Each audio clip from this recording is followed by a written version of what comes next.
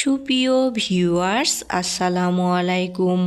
আজকে আমি আপনাদের সাথে শেয়ার করব শীতকালীন দুইটি লোভনীয় মজাদার পিঠার রেসিপি।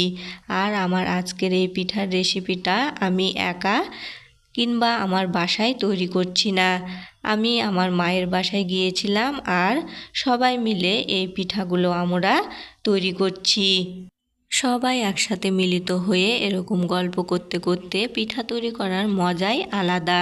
চলুন আর কথা না বাড়িয়ে এই পিঠার রেসিপিগুলো আপনাদের সাথে শেয়ার করা যাক।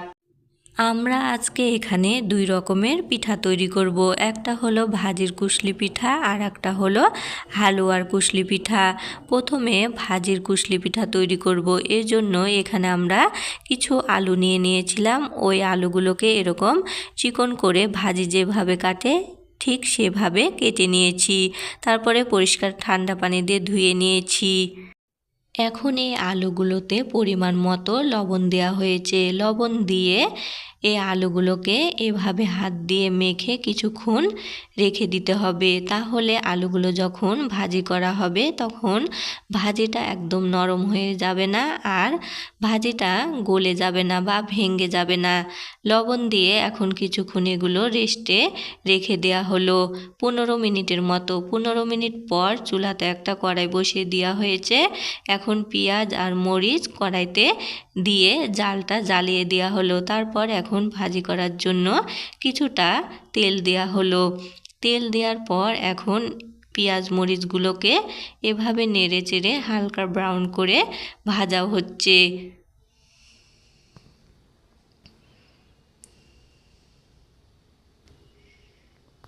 পেঁয়াজ মরিচগুলো কিছুক্ষণ ভাজার পর এখন এতে 2 চা চামচ পরিমাণ হলুদ গুঁড়ো দেয়া হলো। দিয়ে আবারও এগুলোকে নেড়েচেড়ে ভাজা হচ্ছে।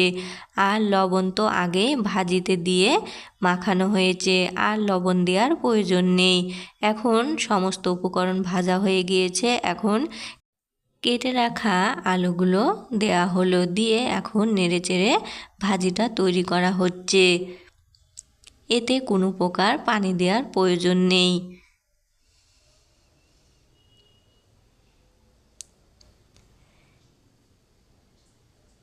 একটু নেড়ে নেওয়ার পর বাকি যে ভাজিগুলো ছিল সেগুলো দেয়া হলো। এখানে যেহেতু অনেকগুলো আলু কাটা হয়েছিল তাই ভাজিটা দুইবারে করা হচ্ছে। একবার প্রথমে করা হয়ে গিয়েছে আর বাকি যেগুলো ছিল সেগুলো এখন করা হচ্ছে। এই দেখুন, কথা বলতে বলতে ভাজিটা হয়ে গিয়েছে। আর আগের যে ভাজিগুলো একটা গামলাতে উঠানো হয়েছিল সেই গামলাতেই এই বাকি পরে যে ভাজিগুলো করা হলো সেগুলো উঠিয়ে নেওয়া হচ্ছে। ভাজিগুলো তৈরি করা হয়ে গিয়েছে। এখন বুটের ডালের হালুয়া তৈরি করা হবে। এজন্য কিছু বুটের ডাল নেওয়া হয়েছে। ডালগুলোকে ধোয়া হয়ে গিয়েছে। এখন ডালে সিদ্ধ হওয়ার জন্য পরিমাণ মতো পানি দেওয়া হলো। আর এই ডালগুলো রাইস কুকারে দিয়ে সিদ্ধ করা হবে। ডালগুলো পানি দিয়ে এখন রাইস কুকারে দিয়ে ডালগুলোকে সিদ্ধ করে নেওয়া হচ্ছে। কিছুক্ষণ পর এই দেখুন ডালগুলো সিদ্ধ হয়ে গিয়েছে। এখন এগুলোকে বাটা হচ্ছে।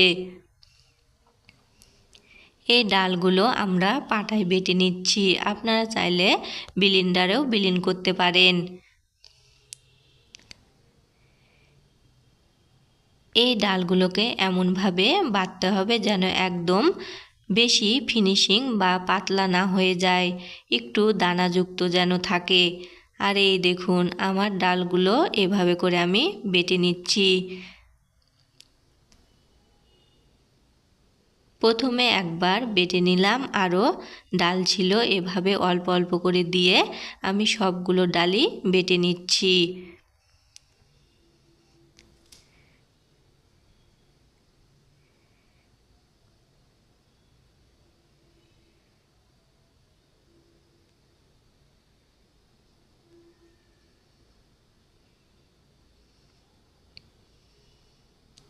এখানে যেহেতু অনেকগুলো ডাল ছিল, সবগুলো ডালই অল্প অল্প করে নিয়ে বাটা হয়ে গিয়েছে। এখন ডালগুলো সবগুলো ডালই বাটা হয়ে গিয়েছে। এদিকে চুলাতে একটা হাঁড়ি বসিয়ে দিয়ে এখানে হাফ কেজি পরিমাণ দুধ দেওয়া হয়েছে হাঁড়িতে, দিয়ে চুলার জালটা জ্বালিয়ে দিয়ে দুধটা এখন জাল করা হচ্ছে। এদিকে দুধটা জাল করা হচ্ছে আর এদিকে 2 চাকি পরিমাণ গুড় নেওয়া হয়েছে। এখন গুড়গুলো কাটা হচ্ছে। গুড়গুলো একটু চিকন করে কেটে নিলে যখন হালুয়াটা তৈরি করা হবে, দেওয়া হবে, তখন সহজে গলে যাবে। গুড়গুলো কাটা হয়ে গিয়েছে আর দুধগুলো জাল করা হয়ে গিয়েছে। এখন আবারও একটা চুলাতে হাঁড়ি বসিয়ে দিয়ে কিছুটা রান্নার তেল হাঁড়িতে দেওয়া হলো, দিয়ে আগে যে ডালগুলো বাটা হয়েছিল সেগুলো দিয়ে এখন নেড়েচেড়ে এই ডালগুলোকে ভাজা হচ্ছে। ডালগুলোকে তেল দিয়ে খুব ভালো করে ভেজে নিতে হবে। এখানে আপনারা ঘি দিয়েও ভাজতে পারেন, তাতে স্বাদটা আরও ভালো আসবে। আমাদের বাসায় ঘি ছিল না, তাই তেল দিয়ে এই ডালগুলোকে ভাজা হচ্ছে। এই ডালগুলো কিছুক্ষণ ভেজে নেওয়ার পর এখন কিছু গরম মশলা, এলাচ দেওয়া হলো, দিয়ে এই ডালগুলোকে আবারও একটু নেড়েচেড়ে ভাজা হচ্ছে। এখন এই ডালগুলো খুব ভালো করে ভাজা হয়ে গিয়েছে আর ডালের কোনো নিজস্ব গন্ধ নেই। এখন যে দুধগুলো আগে জাল করা ছিল সেগুলো দেওয়া হলো, দিয়ে আবারও এগুলোকে কিছুক্ষণ নেড়েচেড়ে রান্না করা হবে।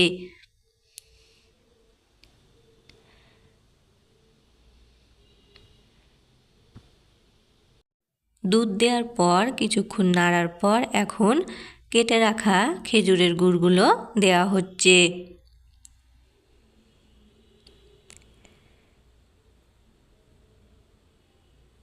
সবগুলো গুড় দেয়া হলো। এখন কিছু কুড়ানো নারকেল দেয়া হচ্ছে। নারকেলগুলো দেওয়ার পর এখন নেড়েচেড়ে হালুয়াটা তৈরি করা হচ্ছে।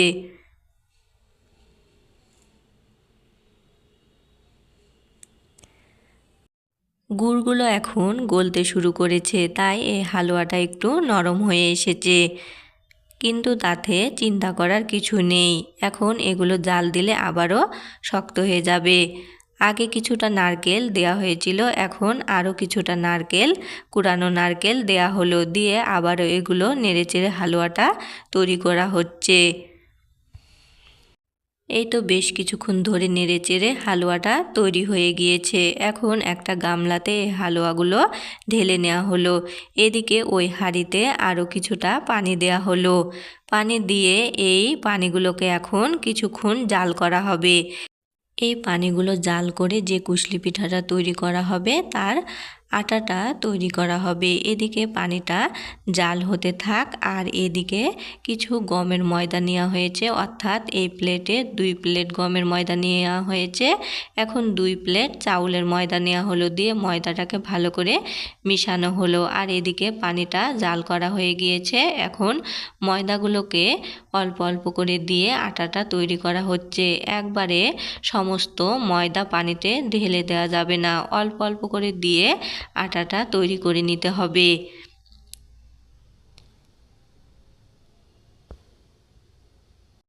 এই তো আটাটা তৈরি হয়ে গিয়েছে, এখন চুলা থেকে নামানো হয়েছে। এখন এই আটা থেকে অল্প করে আটা নিয়ে একটা ডো তৈরি করা হচ্ছে।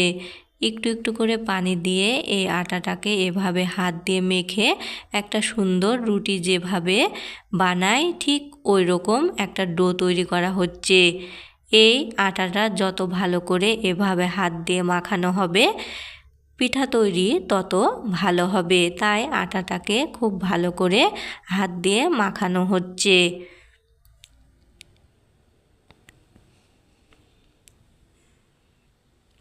সবগুলো আটা একবারে এভাবে মাখা যাবে না, তাই অল্প অল্প করে নিয়ে আটাটাকে এভাবে মেখে একটা সুন্দর ডো তৈরি করা হচ্ছে আর অল্প অল্প করে পানি দেওয়া হচ্ছে, তাতে ডোটা সুন্দর হবে।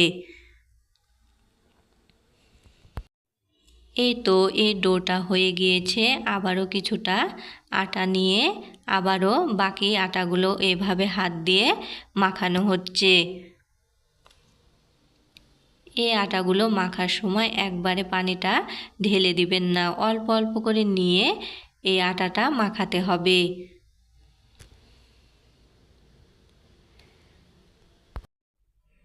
এই তো এই ময়দাগুলো মাখানো হয়ে গিয়েছে, আর সবগুলো ময়দা এভাবে মেখে এই তো ডোগুলো তৈরি করা হয়ে গিয়েছে। এখন পিঠা তৈরি করার জন্য আটাগুলো রেডি হয়ে গিয়েছে। এখন পিঠা তৈরি করার পালা। প্রথমে ভাজির পিঠা তৈরি করা হবে, তাই এখানে ভাজিটা নেওয়া হয়েছে। এখন ওই খামির করা ময়দা থেকে অল্প পরিমাণ ময়দা নিয়ে রুটি যেভাবে বানায় ঠিক ওইভাবে করে এই রুটিটা বানানো হচ্ছে।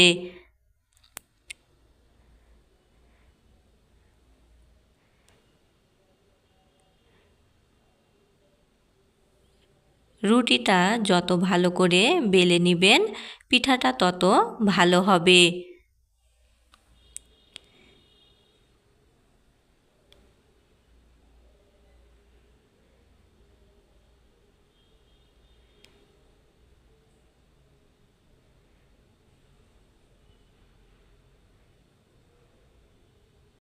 রুটিটা যখন তৈরি করবেন তখন অল্প অল্প করে শুকনা আটা উপর দিয়ে ছিটিয়ে দিবেন, তাতে রুটিটা সুন্দরভাবে তৈরি হবে, বেলন বা পিঠার গায়ে লেগে যাবে না। এখন রুটিটা তৈরি হয়ে গিয়েছে। এখন একটা গ্লাসের সাহায্যে এটা কেটে নেওয়া হচ্ছে এরকম গোল গোল করে।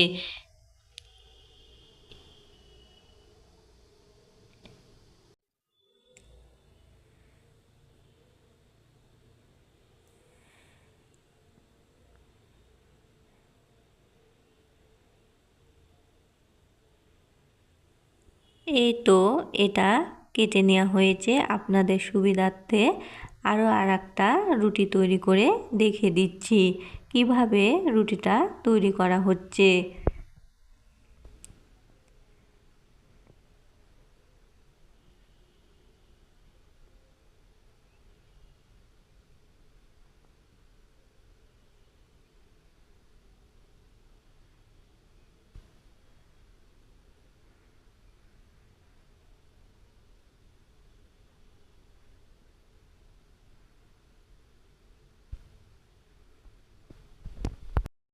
এই তো এই রুটিটাও তৈরি করা হয়েছে। এখন গ্লাস দিয়ে গোল করে এই রুটিটাও কেটে নেওয়া হচ্ছে।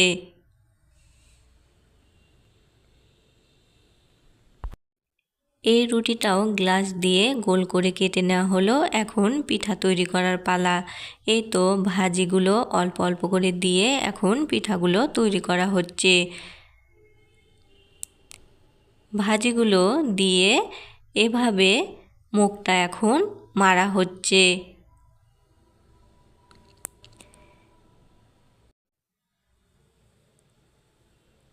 পিঠার মুখটা সুন্দর করে আটকানো হলো, এখন হাত দিয়ে ডিজাইন করা হচ্ছে।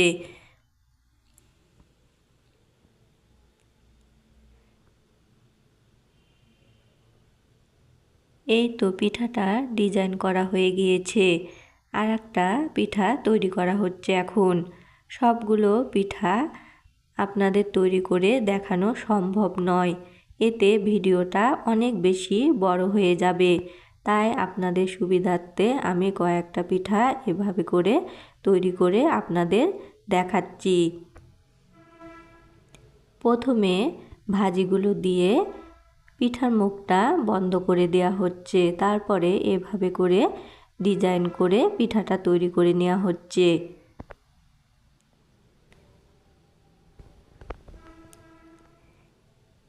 সবগুলো পিঠা তো এভাবে তৈরি করে দেখানো সম্ভব নয়, এতে ভিডিওটা বড় হয়ে যাবে আর সময়ও বেশি লাগবে। তাই আপনাদের আমি কয়েকটা পিঠা এভাবে করে তৈরি করে দেখিয়ে দিচ্ছি, আর বাকি পিঠাগুলো আমি এভাবে করে সবগুলো তৈরি করে নিব।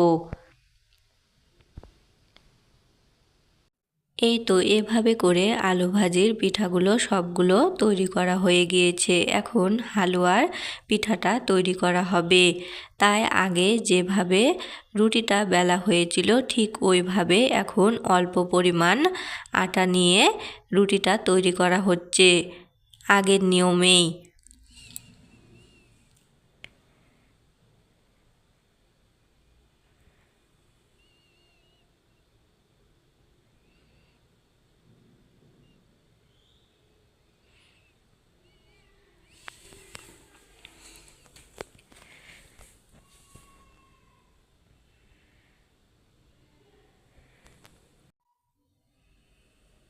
এই তো রুটিটা এখন তৈরি করা হচ্ছে।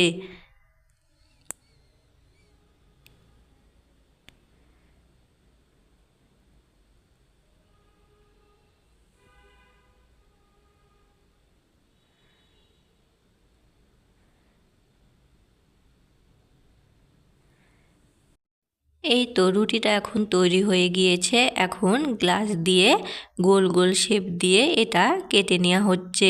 আগে যেভাবে কেটে নেওয়া হয়েছিল ঠিক ওইভাবেই এই রুটিটাও কেটে নেওয়া হচ্ছে।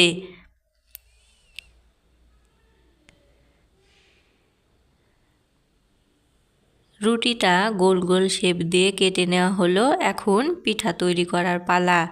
এই তো একটা এই গোল শেপের ডো নিয়ে এখন এই বুটের হালুয়া দিয়ে এই পিঠাটা তৈরি করে নেওয়া হচ্ছে। এখানে অল্প পরিমাণ এই ডোয়ের মধ্যে হালুয়া দেওয়া হলো। তারপরে এখন মুখটা বন্ধ করে দেওয়া হচ্ছে। একদম বেশি পরিমাণে এই ডোয়ের মধ্যে হালুয়া দেওয়া যাবে না, তাতে মুখটা ভালো করে বন্ধ করা যাবে না। এই তো মুখটা বন্ধ করা হয়েছে। আর এই পিঠাটাতে কোনো ডিজাইন করা হবে না, শুধু জাস্ট মুখটা বন্ধ করেই পিঠাটা তৈরি করা হচ্ছে।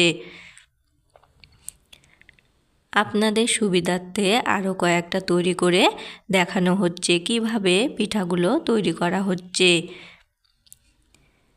শীতকালে সবাই একসাথে বসে এরকম পিঠা তৈরি করার মজাই অন্যরকম।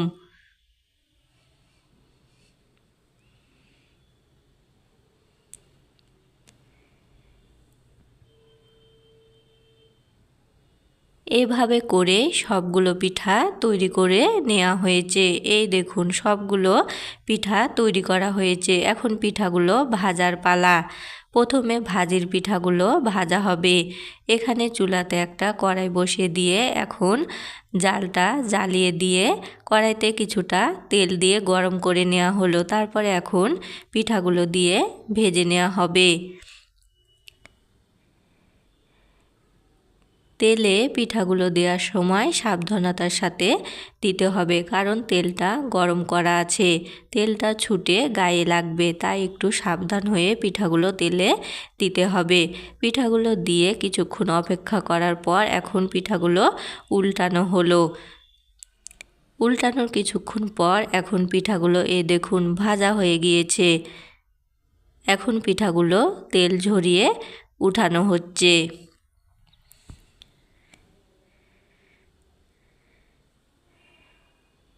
এই তো একটা বড় হাঁড়ি নেওয়া হয়েছে, কারণ এখানে অনেকগুলো পিঠা তৈরি করা হচ্ছে।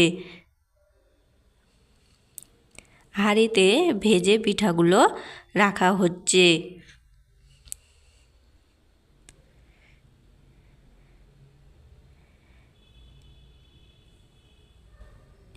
এভাবে করে সবগুলো পিঠা ভাজা হবে।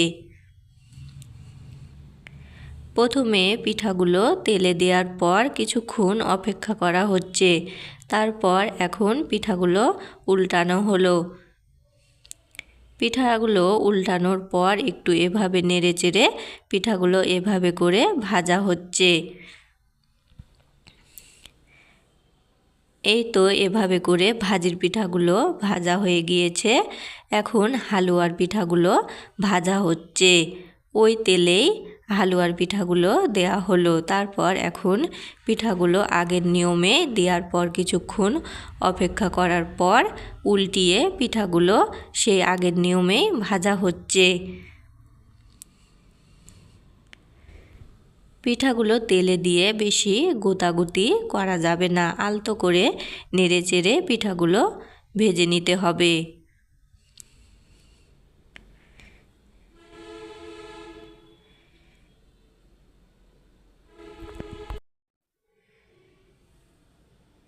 এই তো হালুয়ার পিঠাগুলো ভাজা হয়ে গিয়েছে। এখন এই পিঠাগুলো তেল ঝরিয়ে উঠানো হচ্ছে। এই পিঠাগুলো আরেক হাঁড়িতে রাখা হচ্ছে। আগে ভাজির পিঠাগুলো এক হাঁড়িতে রাখা হয়েছে, এখন হালুয়ার পিঠাগুলো আরেক হাঁড়িতে রাখা হচ্ছে। এতে পিঠাগুলো সহজেই চেনা যাবে। আর পিঠাগুলো এমনিতেই ডিজাইন করা আছে একটাতে, আর একটাতে নেই, ওটাতেও চেনা যাবে। কিন্তু দুই হাঁড়িতে রাখলে সহজেই খাওয়ার সময় খুঁজে পাওয়া যাবে কোনটা হালুয়ার আর কোনটা ভাজির। তো আমার আজকের এই ছিল শীতকালীন দুইটি ভিন্ন স্বাদের পিঠার রেসিপির ভিডিওটি ভালো লাগলে সবাই অবশ্যই বেশি করে লাইক, কমেন্ট এবং শেয়ার করবেন। সবাই ভালো থাকবেন। আজ এই পর্যন্তই। আল্লাহ হাফেজ।